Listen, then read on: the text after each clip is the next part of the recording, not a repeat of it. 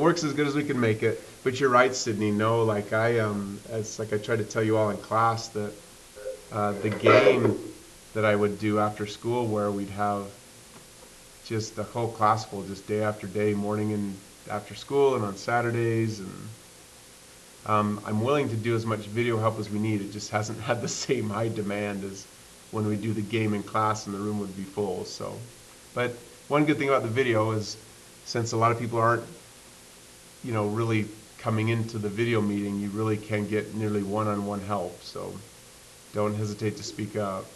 In fact, I need you to kind of tell me did you feel just stuck overall, Sydney, or like a specific part, or? Yeah, so when I did 3A, I could figure out like how to find like the area to figure out 2 and -2 for G. But then when I was trying to find G prime, I just got confused on doing the derivative with an integral, and I was just like overall stuck. Gotcha. Hold on a second. I appreciate your patience as I try to kind of set up for the discussion and also get the video going and everything, but 1 second. Okay, let's clear that off.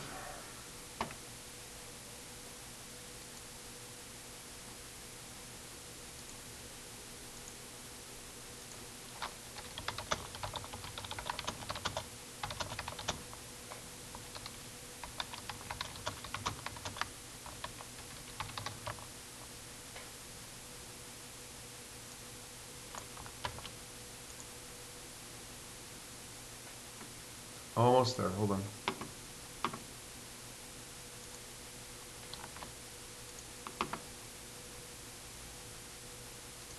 Okay, I'm going to have you, since it's just you and Camry sitting, I'm going to probably have you try to do a lot of talking here. I'm going to try and ask you the right questions that hopefully will help you see how to understand what's going on. So just give me a second. Okay, so the first way you described that really well. They say, we're supposed to find G prime of -3 and G double prime of negative. Am I in the right place, Sydney? Yeah, okay. That's exactly it. Very good. So I'm supposed to find G prime of -3. So the way I would reason it, and I think you saw this, that, well, they gave me a formula for G right here. So I need the derivative of that. So what I want you to do is going right to this formula on the golden notes. Did you get that far? I did not know where to look on the golden notes. Where's that at? No worries. So the way the golden notes are organized is if you look on the left-hand side of the page and you just stay on the left-hand column and go straight down, you just hit derivative rule followed by derivative rule followed by derivative rule, just one after another. Oh, I see it right now. It's just by that V of t, A of t, same sign, so speed increasing. It's like right below that? Yes. Okay, thank you. Another thing you could do this year, because notes are allowed, in fact I would probably do this, is I would get your green sheet. I assume you still have that. Yeah. That one has all the derivative rules, and this particular rule is just on the bottom of that sheet. Did you see that? Yeah. Okay, that's smart. No worries. Yeah, because you can use as many notes as you want. I think too many can be a problem because then you're just like shuffling papers, you know what I mean? But I think having the green sheet, I forget what color I gave you for the integral rules, the antiderivative rules. Did I give you a sheet for that? The antiderivatives, the other pink. Pink, there we go. Yeah, I would have the green sheet, the pink sheet, that white sheet that we originally put in the sheet protector, and then my golden notes. That would be kind of my key notes that I would have handy. And I'm finding a few other things that we might add to that as we've been practicing tests, but hold on a second. Welcome, Gil.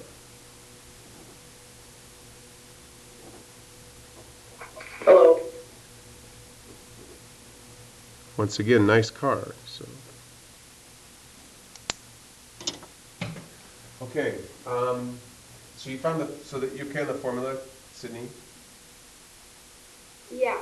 Does the formula make sense to you now that you found it, that that's the formula you want to start with? Yes, it does. Awesome.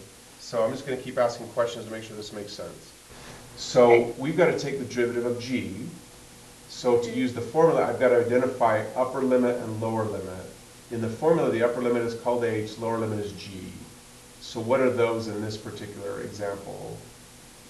Well, I know that our x would be -3 for like finding g of prime of 3, or g prime of -3, but don't we usually want to flip it because, and then times it by -1, so then we aren't working backwards?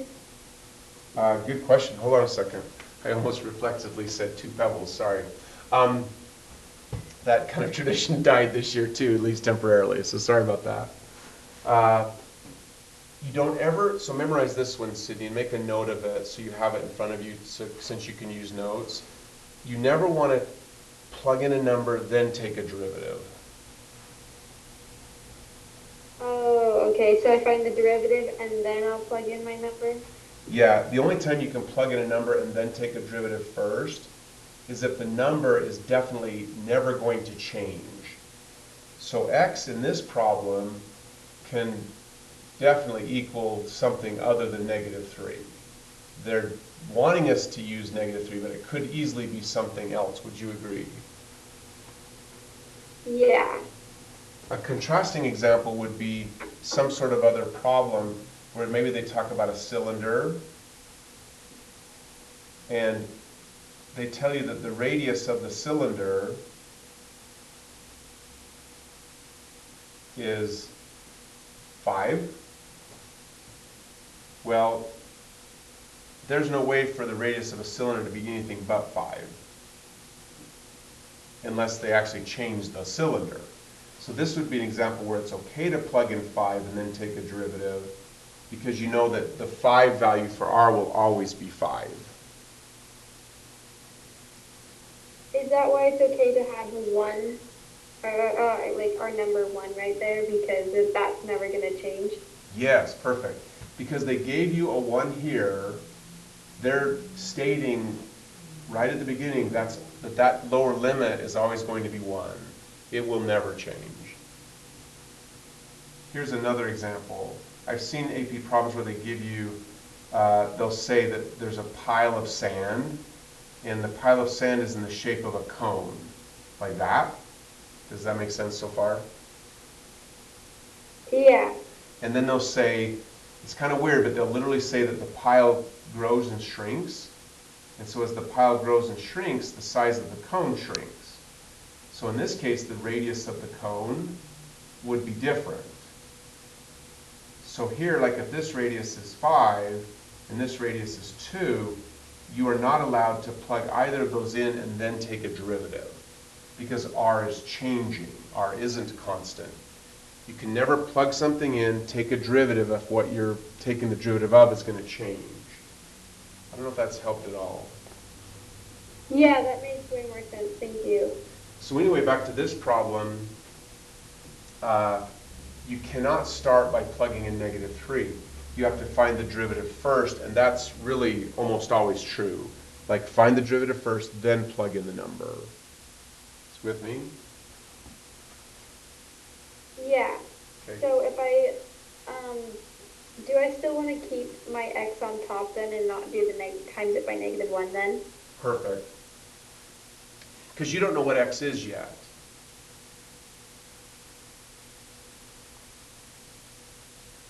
Okay, so then would it just be like my d of 1 over dx would still be 0 though, right? Correct. So let's do this real quick. You're doing great. So I want to find g. So what you should be writing on your paper to start with is nothing to do with -3. It should just be, I've got to go find g prime of x. Like that.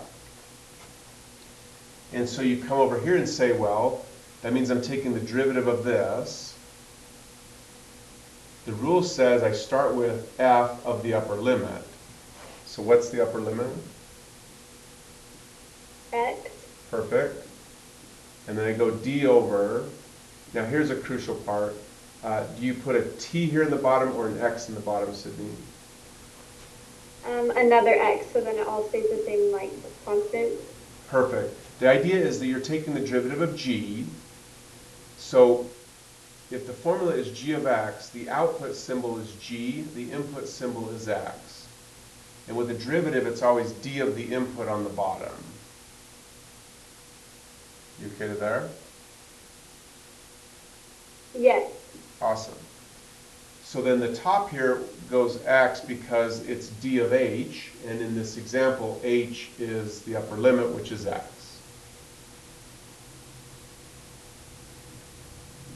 Good so far. Okay. Yeah. So then the last part, just read what you would next write, just so I can make sure you're following.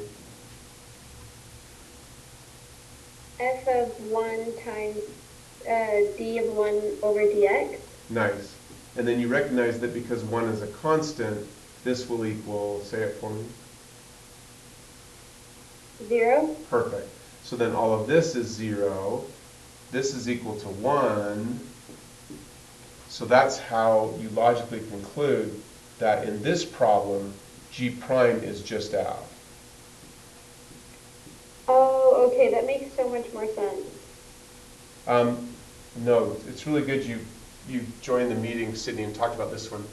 This rule, over the years, has really caused a lot of problems. Like it just, for whatever reason, people just don't quite initially click on how to use it.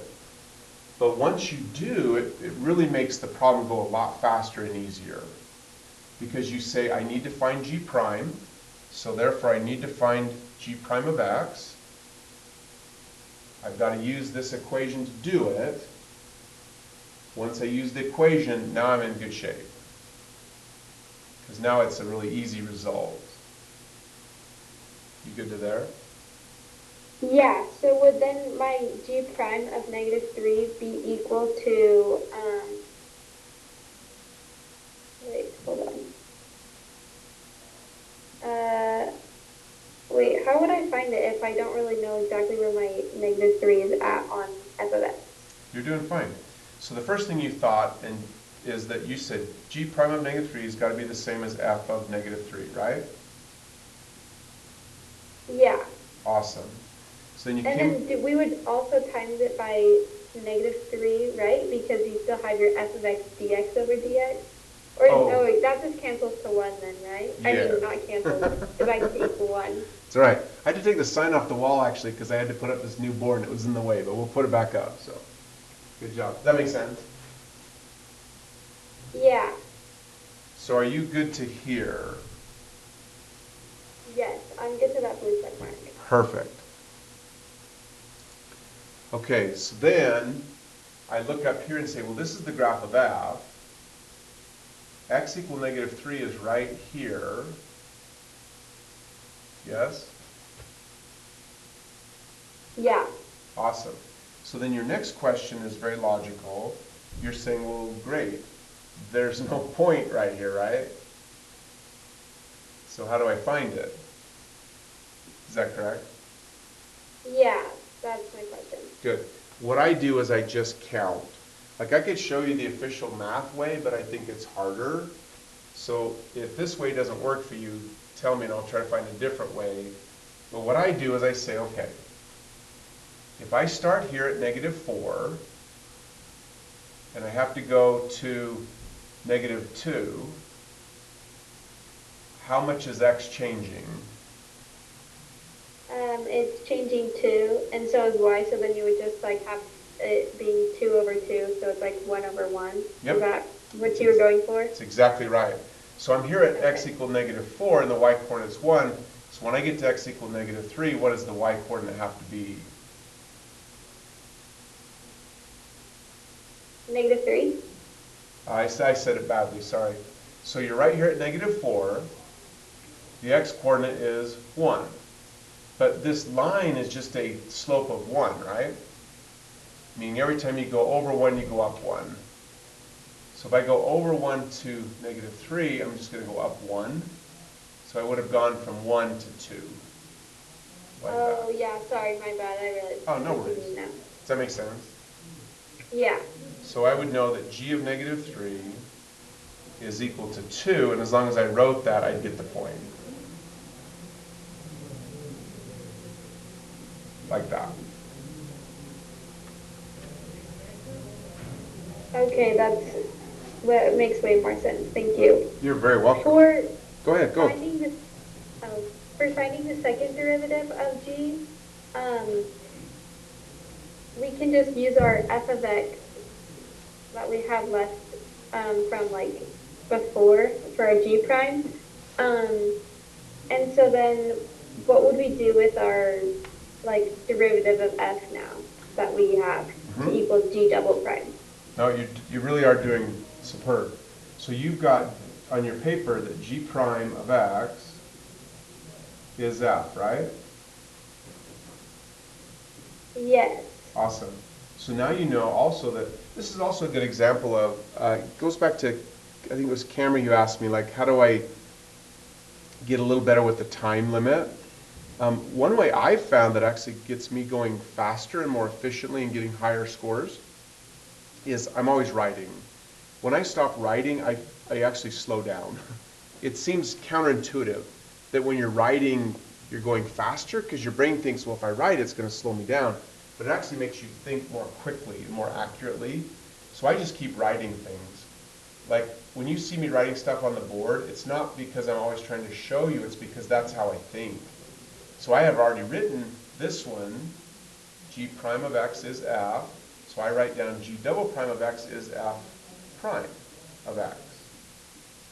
And then I go, oh, okay, so g double prime of negative 3 is f prime of negative 3. You good to there, Sydney? Yeah. So then I say, got it. Here's f. Now you tell me, what does the symbol f prime of negative 3 mean, Sydney? Is it the slope at the coordinate x equals negative 3? Perfect. So what is the slope right there? Is it 1? Yep, because we already found it. So you write that on your paper. Oh. Awesome. Now you can tell when it feels right, yes?